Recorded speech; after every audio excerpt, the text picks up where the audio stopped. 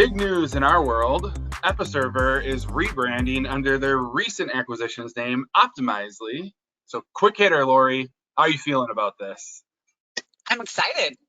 I was a little surprised and also impressed. This is a pretty big move.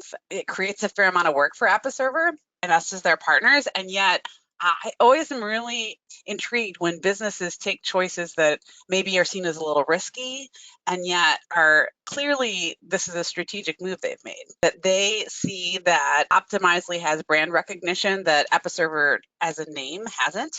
We've all known that tended to be an issue for Episerver, people not knowing who they were as a brand. And we've believed in Episerver as a product for many years, think it's great, and oftentimes we end up in conversations where we're introducing who Episerver is to someone. So I think it makes a lot of sense from the standpoint that Optimizely has this brand recognition, and Episerver has always been about creating great experiences for organizations. So there's a clear alignment there. I completely agree. On the funny side, I can't tell you how many times someone has approached us and been like, are they related to Epicor?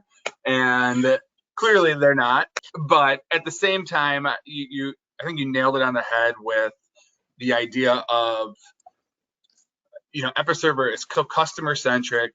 They're constantly looking at how they can be delivering on not only their solutions, their products, but reaching customers even beyond that. And I think this is truly a testament to that. And I'm really excited. You're right. It makes a lot more work for themselves as well for us.